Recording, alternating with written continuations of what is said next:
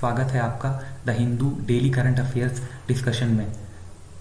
आज 24 सितंबर के दिन हम हिंदू के इम्पॉर्टेंट करंट अफेयर्स को डिस्कस करेंगे। चलिए शुरू करते हैं।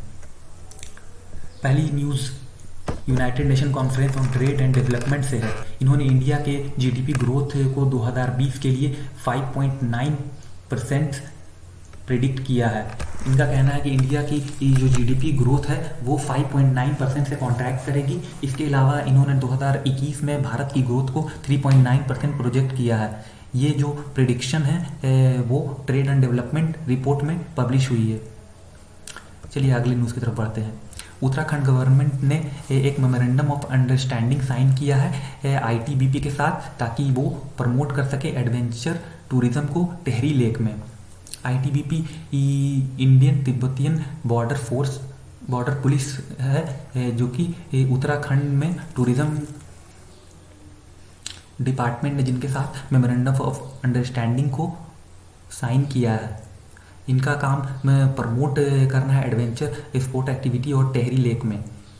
इसके according Rajiv Gandhi adventure sport academy जो कि टिहरी लेक के में है, वहाँ आईटीबीपी 20 सालों के लिए एडमिनिस्टर करेगी और वो मैनेज करेगी उसको।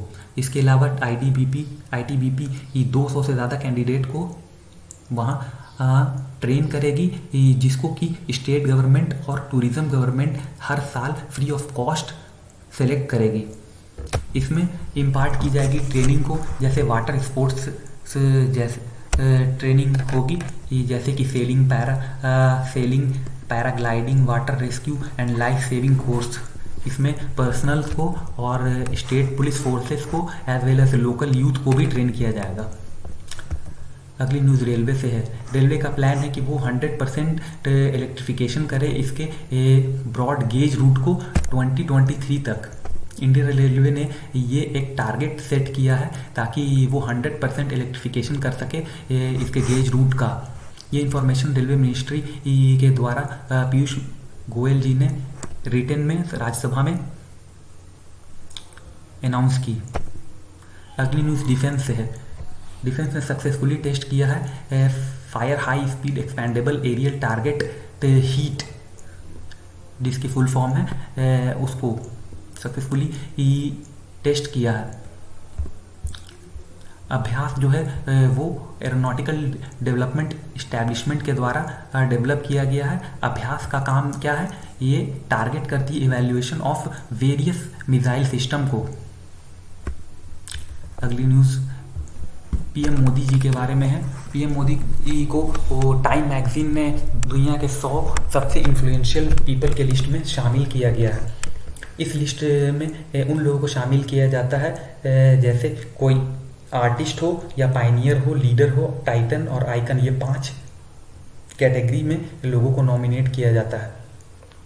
पीएम मोदी के अलावा प्रोफेसर रविंद्र गुप्ता जो कि एक पायनियर हैं, उनको भी नॉमिनेट किया गया है उनके क्लिनिकल माइक्रोबायोलॉजी वर्क के लिए और उनके HIV क्योर के वर्क के लिए। इसके अलावा भारत से आयुष्मान खुराना जो कि हमारे बॉलीवुड के आर्टिस्ट हैं, उनको और बिल्किस बानो जो हैं उनको एज ए आइकन यहाँ पर नॉमिनेट किया गया।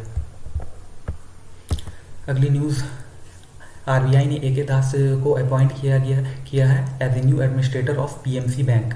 रिजर्व बैंक ऑफ इंडिया ने आज भोरिया जी को रिप्लेस किया है यहाँ पर ड्यू टू हेल्थ रीज़न, और उनके जगह पर अब AK दास जी यहाँ पर एडमिनिस्टर करेंगे PMC बैंक को।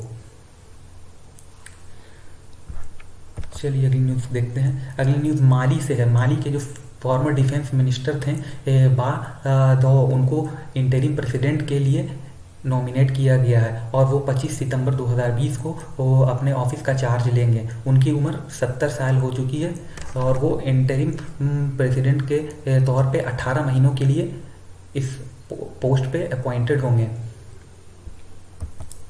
नेक्स्ट न्यूज़ है सूरत से। सूरत गुजरात में 17 साल की एक लड़की खुशी चिंदालिया ने को अपॉइंट किया गया है इंडियन एम्बेसडर फॉर यूएनईपी के लिए।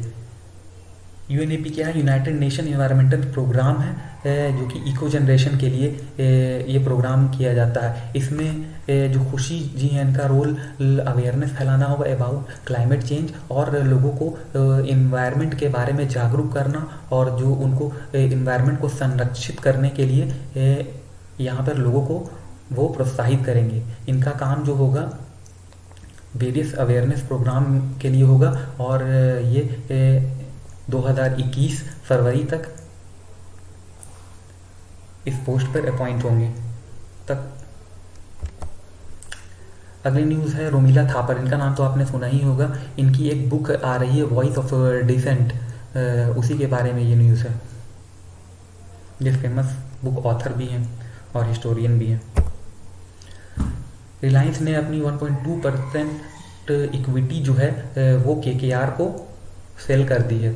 अब KKR 5500 करोड़ जो है रिलायंस रिटेल में इन्वेस्ट करेगा, जो कि रिलायंस की एक सब्सिडरी है, और ये इस साल रिलायंस की दूसरी बड़ी डील है इसी हफ्ते।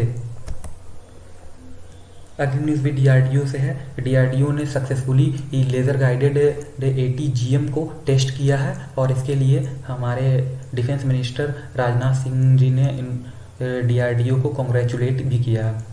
राजस्थान चीफ मिनिस्टर जो अशोक गहलोत हैं, उन्होंने अप्रूव किया है मोक्ष कलश योजना 2020 को। इस योजना के अंतर्गत हरिद्वार में जो भी लोग अस्थियों को विसर्जन करने के लिए जाते हैं, उनके लिए गवर्नमेंट ने जो बस सेवा फ्री में प्रोवाइड करा रही है,